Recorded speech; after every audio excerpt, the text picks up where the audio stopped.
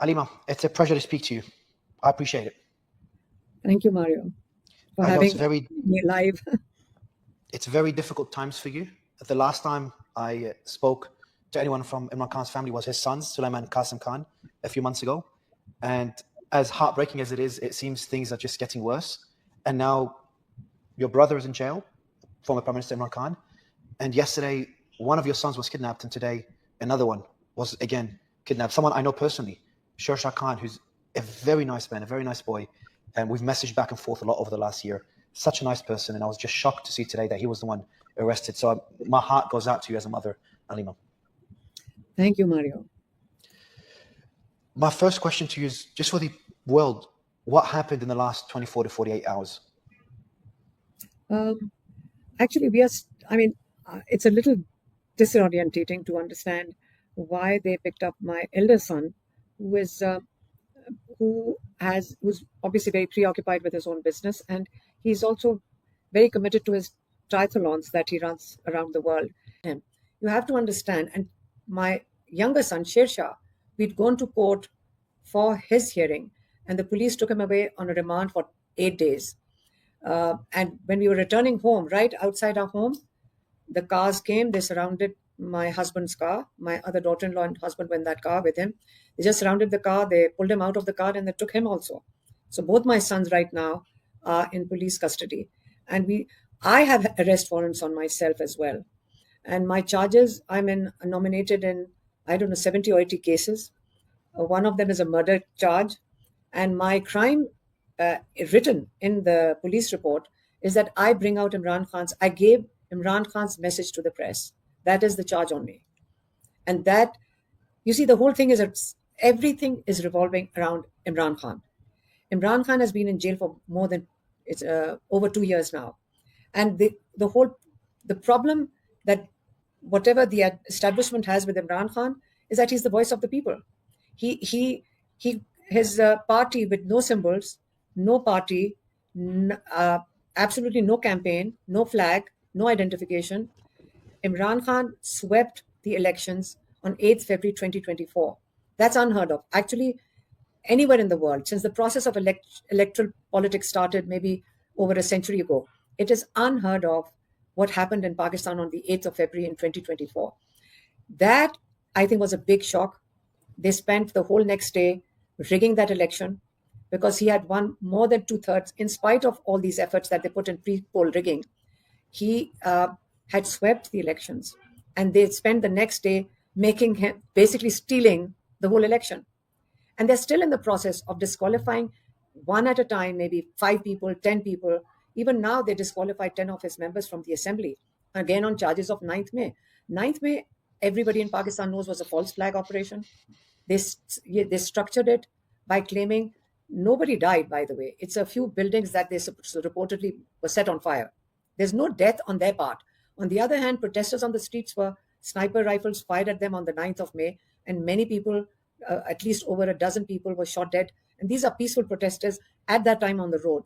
So the point is that it all started with Imran Khan, and Imran Khan is still the issue. But we plan to stand with him, and that's the whole issue. That, like, they don't know how. You see, before they arrested him, they offered him that we're giving you a chance, leave the country. He said, why would I leave my country?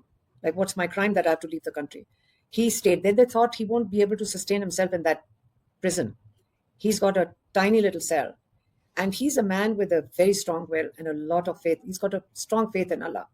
And he has sustained.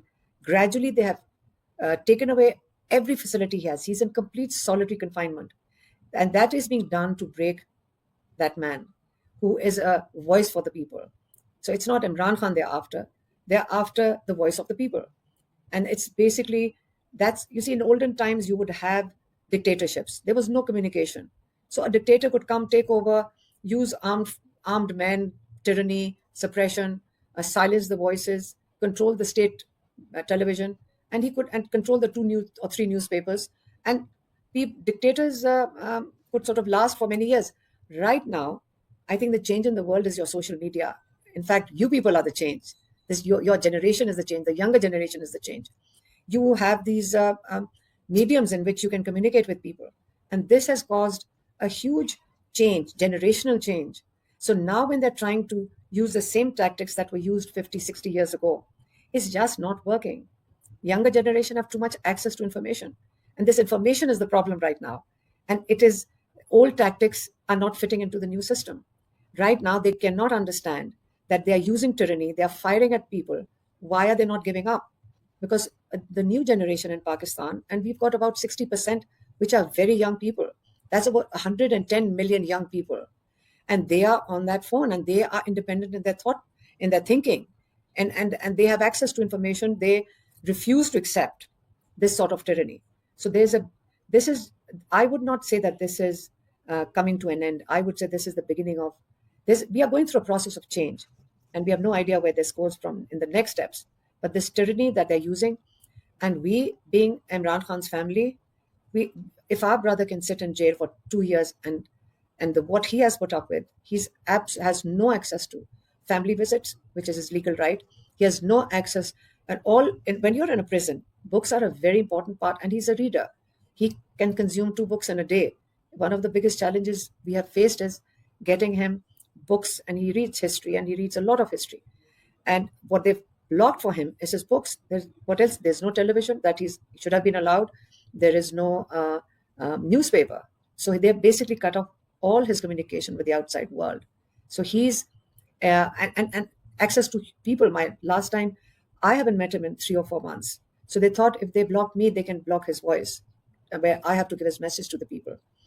Then they allowed 2 of my sisters, and then they cut that down too, because my sisters would bring out the message, and then we will give it out to the press. Then they reduced it to 1 sister, and since past 2.5 weeks, that weekly visit is completely cancelled. So there was only one lawyer allowed to visit him on Tuesday, and he brought out a shorter message, but my brother manages to bring out a message for his people. And all he said is that if I can sit here in this cell for 2 years and I can say strong, I want my people to remain strong, and we will stand up and fight against tyranny. That was his message, and I gave it to the press. The message from a few days ago, from 19th of August, 3 days ago, my message to my entire nation, my workers and party leadership, is that your captain is still standing tall, with his chest held high, and you must not panic. This is fascism. But despite all this, you must not lose courage under any circumstances. I myself am fighting the battle for the true freedom of my nation while imprisoned in this jail cell. My question to you, Alima, is your 2 sons are now arrested.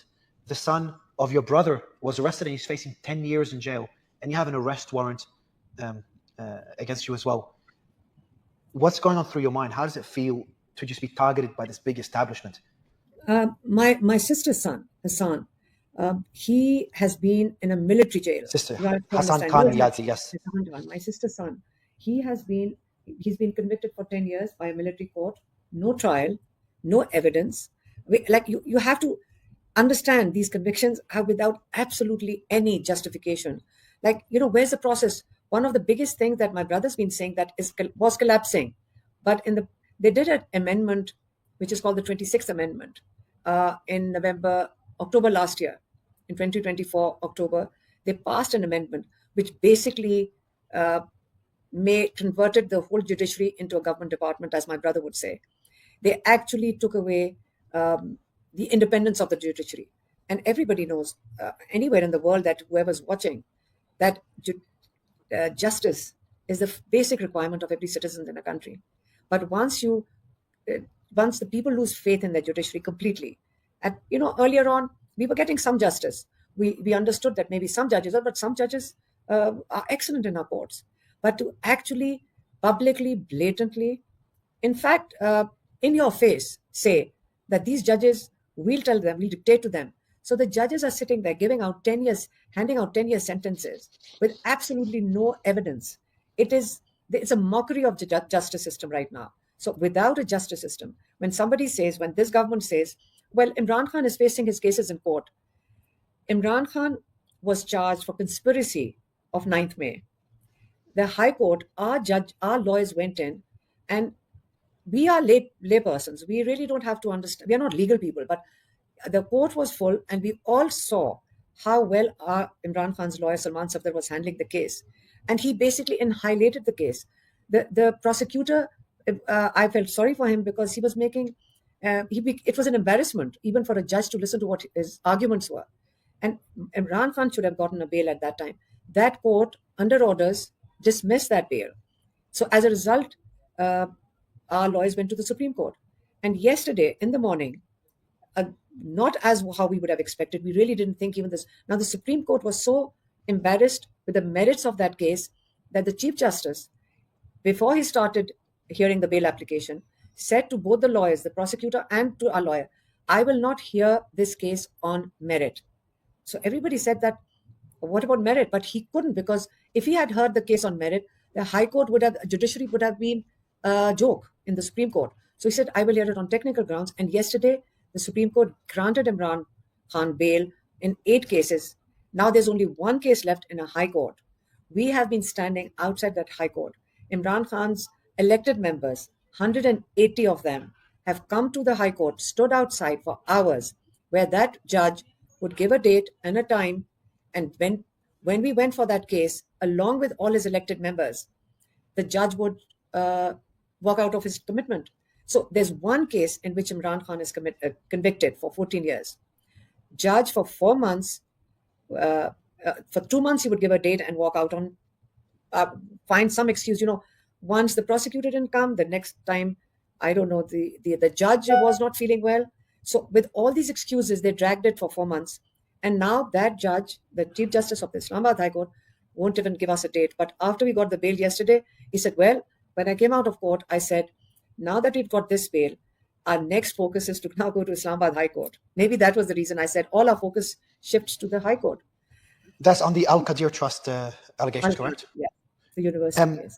I'm trying to understand why now? Why did they arrest your kids now after these 2 years? Are they starting to feel a bit more threatened?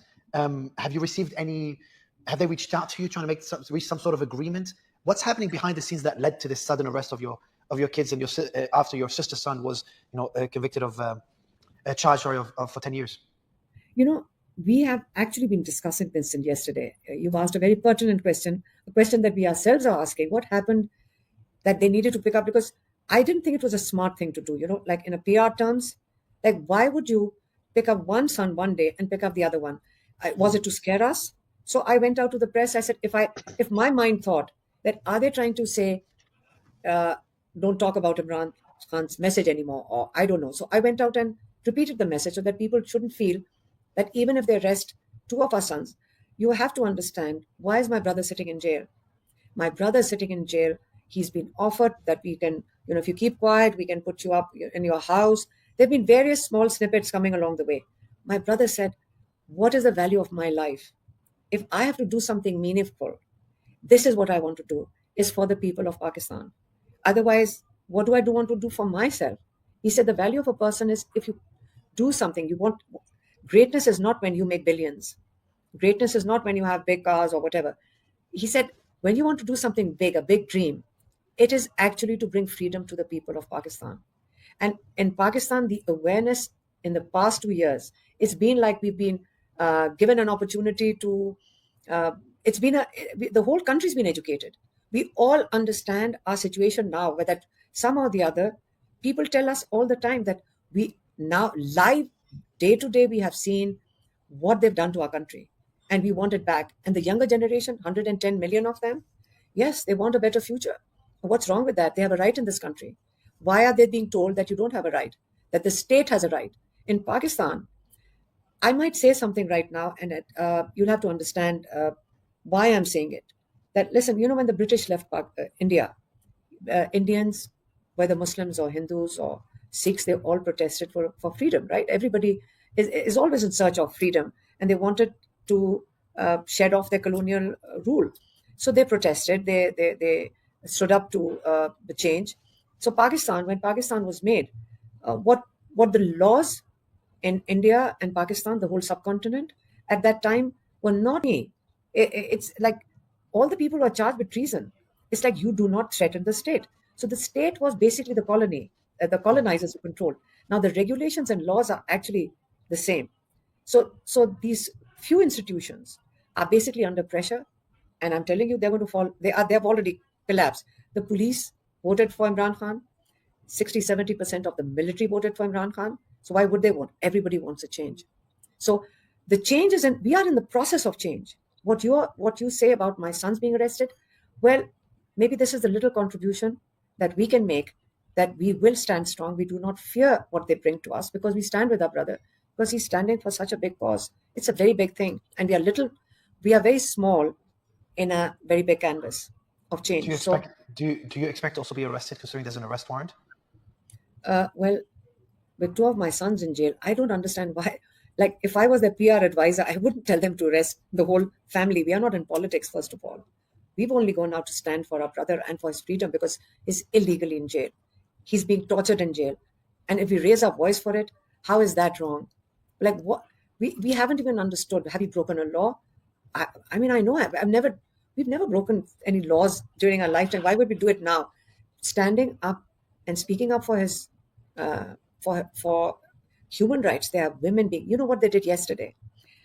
Little children and a family came out on the street, and they were distributing sweets in celebration of Imran Khan getting a bail. They picked up the whole family and took them to police station, including 4 and 6-year-old children. They were in a police station. 4-year-old children, women being abused, 100,000 houses that have been invaded. You think that has created fear? No. It has created a determination amongst people. Enough is enough, and we want to change. And people of Pakistan are very smart, very hardworking people. And there is no fear. I mean, of course there's fear. I mean, there's a gun in your face, but gradually there's a limit. Even in psychology, there's a limit to how long you can be fearful. You ask us, what are we feeling? Basically, no fear. And I was asking them, my sons were taken away. And I started feeling very strange. I said, what will people think? I'm not feeling, it's like brother in jail, nephew in jail, 2 more sons in jail. You're just become numb to it all. I don't know. I mean, I'm actually analyzing that some people started looking so sad, and I was laughing and saying, my eldest son, that's a surprise. And then I said, I'm not laughing because of that. I'm proud of my children. My sons are strong boys. My nephew, strong boy. I'm proud of them. We are proud of our children participating and being part of this change. If this is how it's going to be, it's fine. Because if we are going to be the symbols of giving people hope that if we are not scared, neither should you. And we will, if people are moving towards it. I said to him, a similar strategy was used against Donald Trump. They failed. Donald Trump is now president. In Brazil, we're still trying to find out if they're going to succeed or fail. And, Imran Khan is facing a very similar outcome. You've got the military establishment essentially just destroying democracy and centralizing power. And it's just heartbreaking to see, though, how far they've come. Pakistan has gone further than any other country I've covered, whether it's Romania and what they did there, Brazil, obviously the US. In Pakistan, have just gone so much further in arresting family members, arresting people on the streets, a lot of PTI members. And this is more, all this is more for the international audience. At one stage, Imran Khan's name was banned from TV. They could not mention his name on TV, from what I understand, for a period of time. The PTI logo was banned. Is that correct, during the elections? No, before the election. No, they banned they basically took away the symbol before the preparation before the election. That's what, imagine how smart our people. I'm very proud of Pakistanis. First, they took away, they disqualified him. Then they took away his party symbol, where illiteracy rates are high. It's very high. It's very important to have a symbol, which is his flag. They took it away there. Then they started arresting all his candidates. Anybody who wanted to stand on his ticket, they abducted him. There was no campaigning. Understand, there was absolutely no campaigning, in especially Punjab, the province we are sitting in. None. Now, and they gave every candidate a symbol, a cat or a dog or a cow or vegetables, a wheelchair. There were about hundreds of symbols. Do you know that? And then they shut down the internet on the day of election. There was no internet. And if you were a family which was supposed to vote in a neighborhood polling station, a few days before that, and smart, I mean, our people are very smart with the managing data. They threw 3 of the families 3 hours away in a polling station. So no internet. People basically, this was a silent revolution. If you ever anybody studies that election, was incredible. Poor people in the villages, they put in all that effort to remember the symbol. Women had made symbols on their hands that this is the symbol I have to go. They had no idea who the candidate was. They voted for symbols. They voted because they believed Imran Khan was their voice. And I'm not doing an election campaign.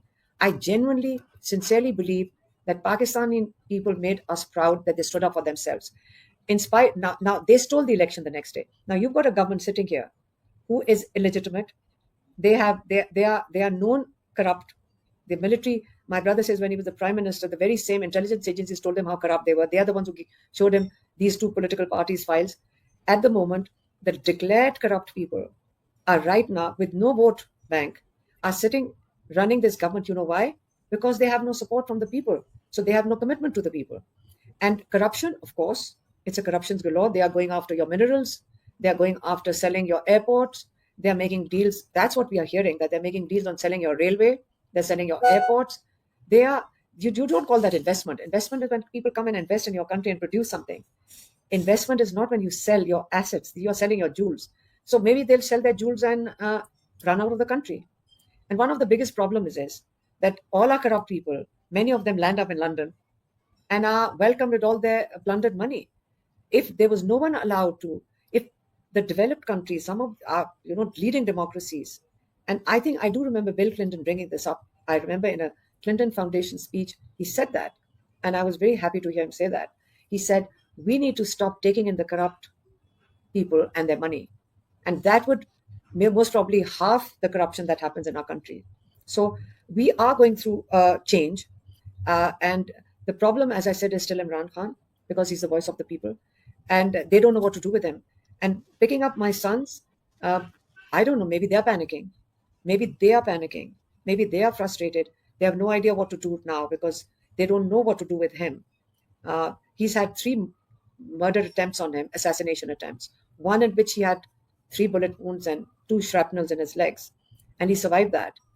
He's had an incident where there were snipers on the judicial complex where he went in for his bail hearing in Islamabad. Another was when his helicopter nearly crashed. So he's had it, and he believes and he has strong faith in Allah. He is an inspiration. I'm not saying that because when I say it, it sounds very biased because I'm his sister. But it's hard. It's hard. Look, I read during the interview with his sons, Sulaiman and Qasim Khan, which, by the way, so we did the first time they spoke public. We did that interview. It was an incredible interview. Incredible 2 boys or men now. Before I read the condition of their father and see how he is today, are they coming to Pakistan? I've heard reports that they're trying to come into Pakistan. They're not able to get a visa. Is there any updates on that? Because I worry for them if they go to the country.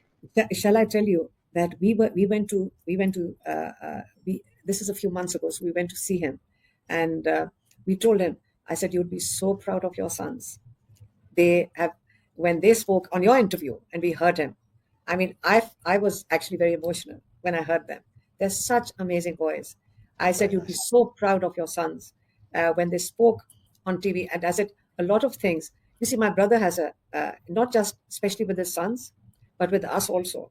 He will always be giving some guideline to us. Like, if he's read something or whatever, and it's not small things. He talks about philosophy of life or guidelines on how you should have a bigger goal in life and never worry about little things. He's very he's a guide. He's a mentor. And I said, you'd be so proud of your sons when we heard them on your interview, that whatever you've taught them, they know. And we heard the things that you tell them. My brother was so happy. He was, you're in jail. You haven't spoken to your children for months. All he ever asked for, let me tell you, when there's a court case in jail, because they set up a court over there, every time to watch my brother stand there, this man with so much dignity and so much, ask anyone who goes in there, the lawyers, they are in awe of him, the policeman. This man has never, they said the lawyers says, in all my life of doing criminal cases, this is the first time, he says, Imran Khan has never asked me, when are you going to take me out of prison? He says, people, very strong people give up and say, when are you going to take me? He said, never asked. One, he has never complained. Every policeman tells you that. Everybody. It's like, he says he never complains. He's so kind to the policeman. They're all in awe of him because he's such a large figure. But we watch our brother go up to the judge and only ask for one thing. He's asking the judge, please, they are not letting me speak to my sons for months. He really wants to speak to them. And I mean, one day I told him, I said, can you please stop going to the judge and telling him that? Every time you're telling him that I don't get my books and I can't speak to my sons. I mean, you are inviting them to do exactly that, to torture you. And they've done exactly that to him. And he was so emotional about that interview. I told him about. I told him some of the things the boys had talked about. He was emotional, and we seldom see. It's a private thing, but I just really want you to know that the boys, we are all very proud of them. They wanted to come to Pakistan. They've applied for a visa. In Pakistan, it created a panic. The minister in the government goes on television and says, if the boys come in Pakistan, and if they break a law, what law? Like what laws have we broken? We'll arrest them. I mean, they threatened him. The boys just want to come and visit their father because it's a time when there are protests also happening.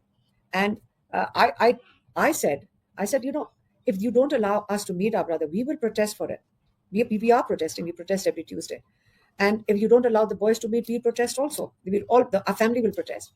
They panicked to an extent that they said, one of our friends called up the ambassador in the High Commission, and he said, I have to ask the Ministry of Interior in Pakistan.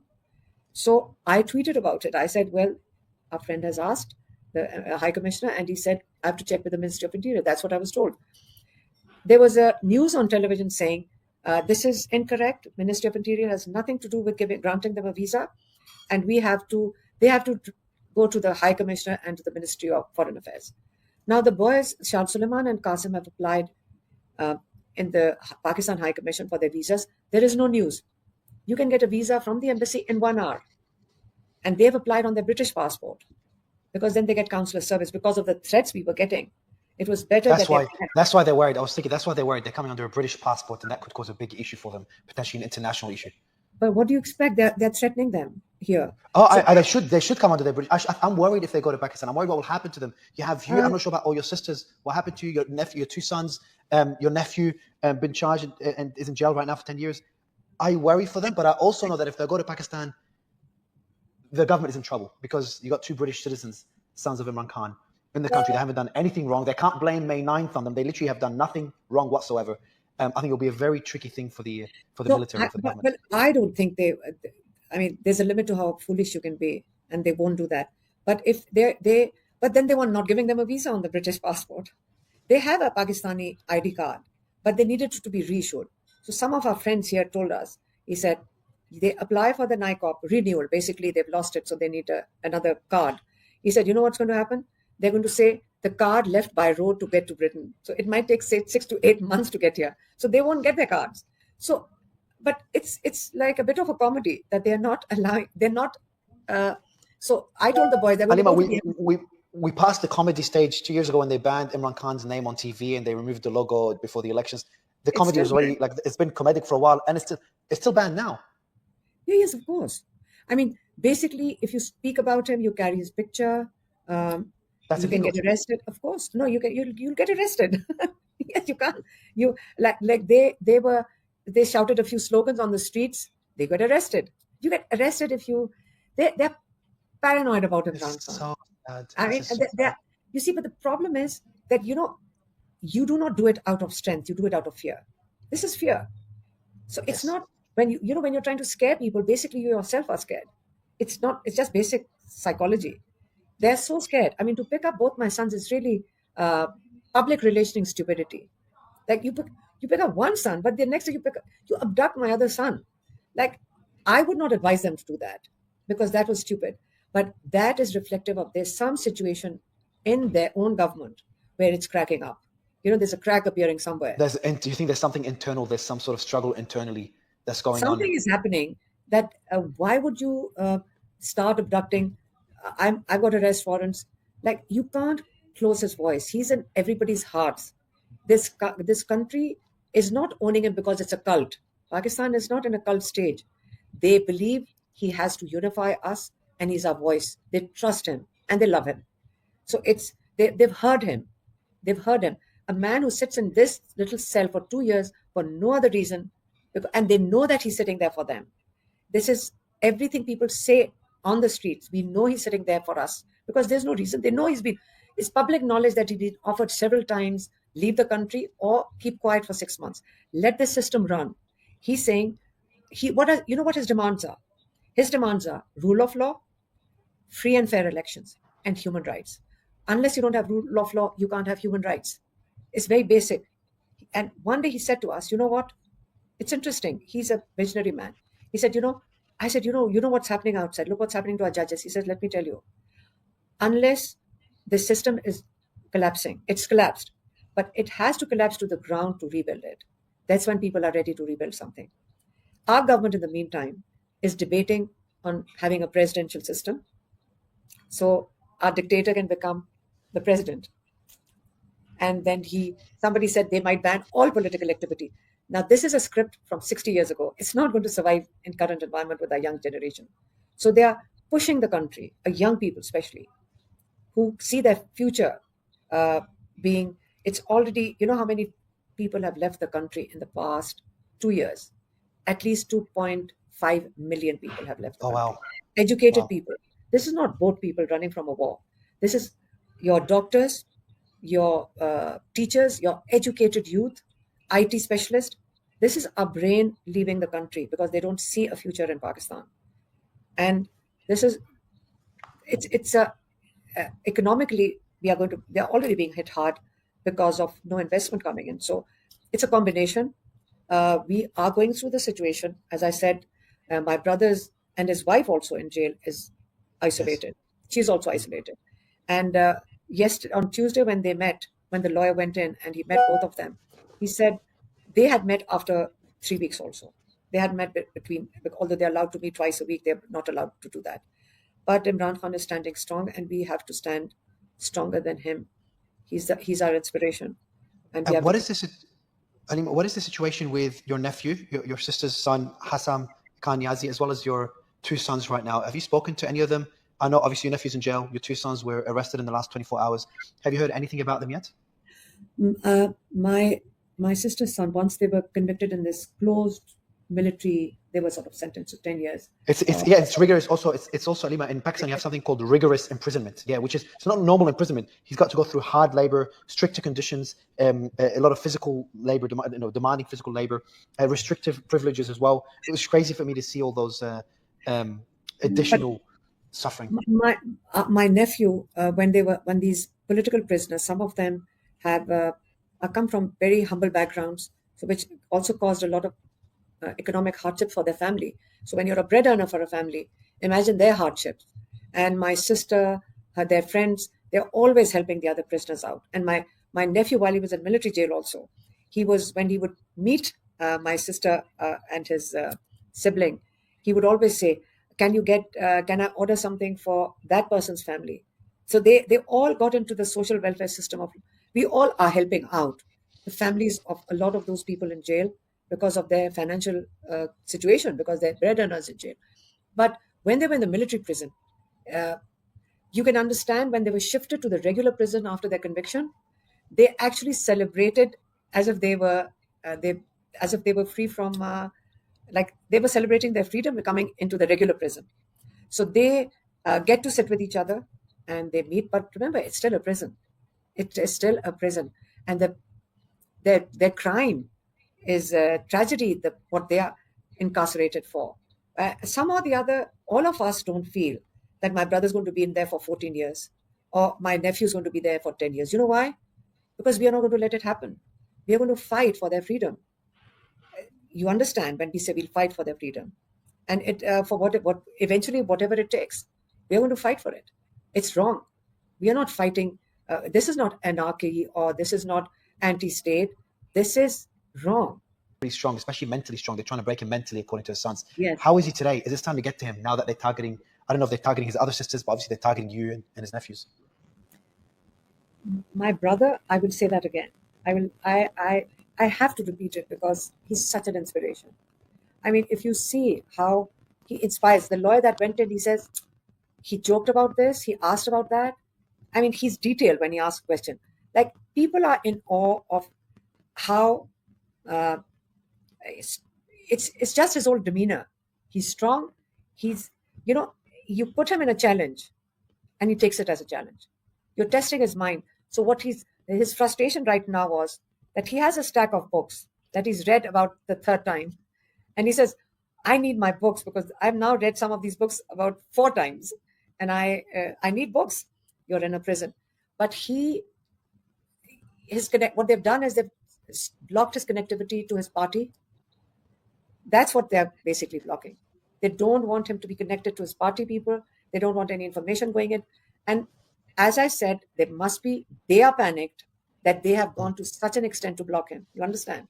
I agree. I feel it's not that we are winning.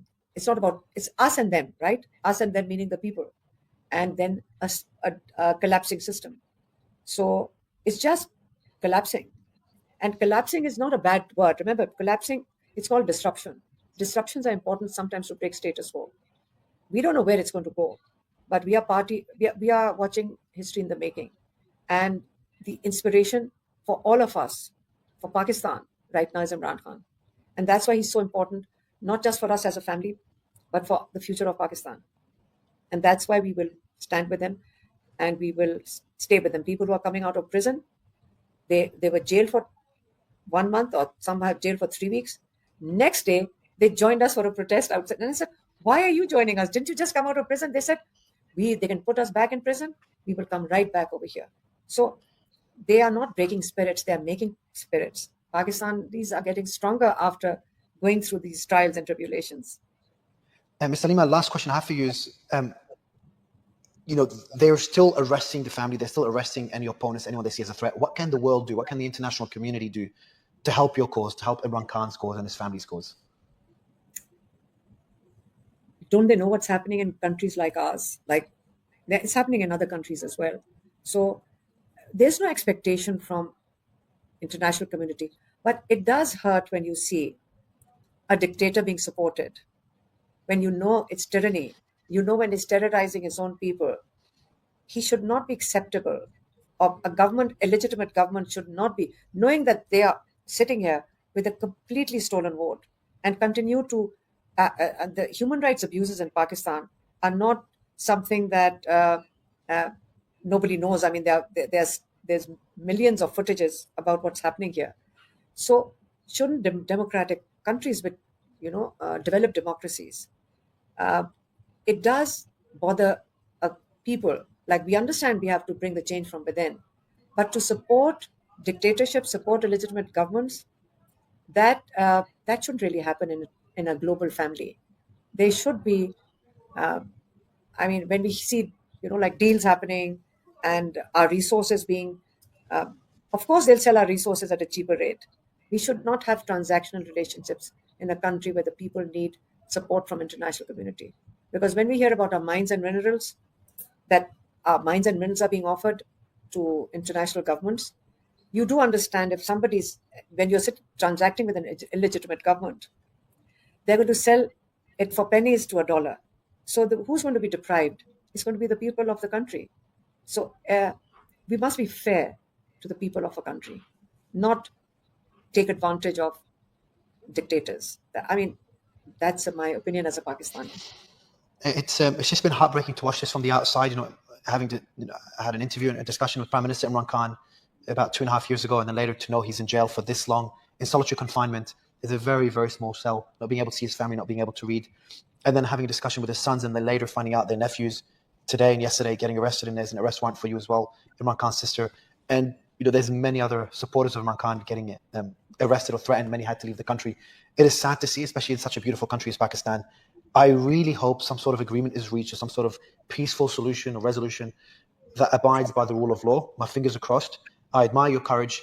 I hope your sons don't spend too much time in jail, if any. And I know Shershaw personally. I've chatted to him, an incredibly nice boy, and I'm sure his brother is just as nice. Just like Imran Khan's sons were incredible boys and men, your sons have been incredible as well in my limited communication. So, hopefully things go well, and I hope you don't end up... to be honest, I'm really worried for you as well, Alima. Really worried for you. What we've seen over 2 years, it's... do we have a choice? We have a choice. We can either sit at home and do nothing, or we stand up for what's right. So it's not a choice. You have to stand up. Otherwise, what else there to do? Somebody says, are you very brave? I said, no. What else are we supposed to do? We are supposed to do this. If we don't stand up for our brother, for our children, for our future, what else are we going to do? Are we going to hide away? I mean, Is that acceptable? Can we live with that? No. So it's not a choice; it's a duty. But thank you for having me on your program. And although today was a little tough because you've got a house full, but I said Thank you for I making the time. appreciate you having me on your show. Hopefully, I'll be able to have your brother on the show again. Hopefully. Inshallah. Inshallah. Thank you so much, Miss Alima. Thank you so much, Thank you and so much all for the your